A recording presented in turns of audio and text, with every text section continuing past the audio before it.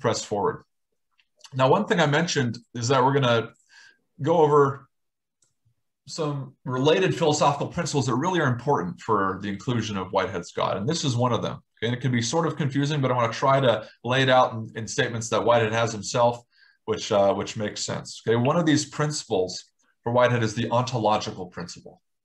Now, the language of ontological, the language of ontology, in philosophy, all it means is existence, right? Existence or being in some sense. So you can think of it as this principle that's fundamental to thinking about existence, fundamental to thinking about to actuality in some sense. Okay, and this is essentially what it says. Okay, so the ontological principle, he also calls it the Aristotelian principle because it has some lineage back to Aristotle's thought, is basically this empirical demand, right? That apart from things that are actual, this is his quote, there's nothing, right? Nothing either in fact or in efficacy. That's a fancy way of saying you can't have something coming into your philosophy as a reason or explanation from nowhere. It can't just, if you want, float into a void and be explanatory of everything, okay?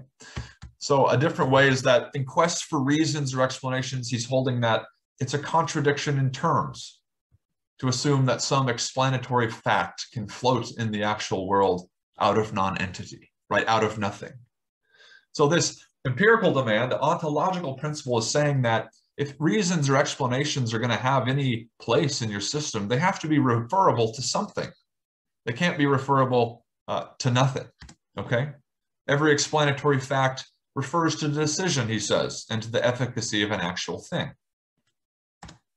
Okay, put differently, everything must be somewhere.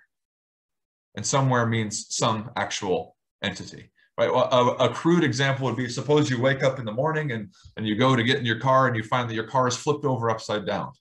Okay, I hope this doesn't happen. You wouldn't assume that nothing happened.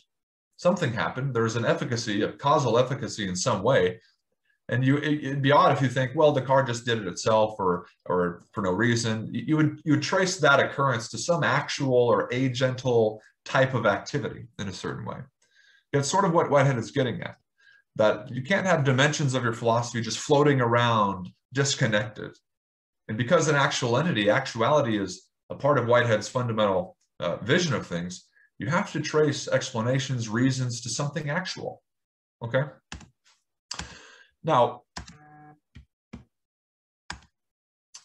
in other words, okay, actual entities, and this is a quote here, are the only realities that function as reasons in the quest for explanation, according to Whitehead.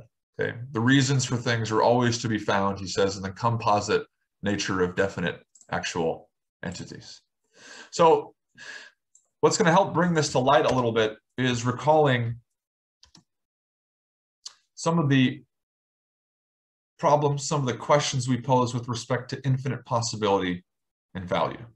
Okay, we can recall some of these. We asked, where on Earth, not on Earth, but outside of Earth, where are the infinite possibilities presupposed by the world process? But how do they even exist, right? I mean, we said that they're real. They don't exist like we do, but in some sense, they have effectiveness in the world. They have to be real, but they don't exist like us.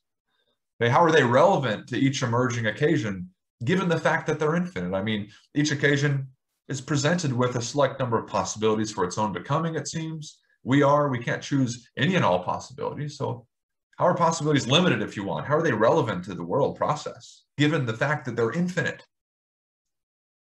Okay, how do we make sense of the fact that possibilities seemed tangled with values in a certain sense? How can there be real standards of value in the universe? So these are some of the questions we posed last time.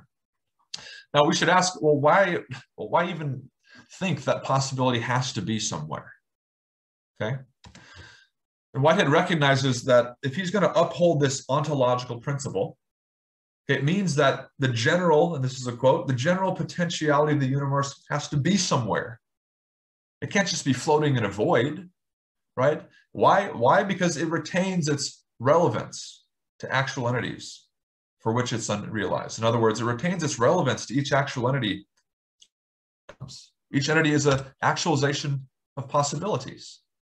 So Whitehead's asking this question about the locus, the location, if you want, and the relevance of possibility in the universe.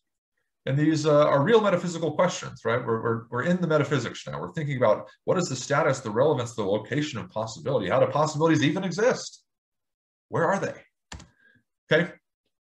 So it's not only that this actual process of the universe at any one point presupposes this infinite fullness of possibility, but also that each entity in itself is an emergence of potentials. Right? An actual entity is a realization of a possibility, and it's presented with possibilities that are somehow relevant to its emergence. Okay? And how it contributes itself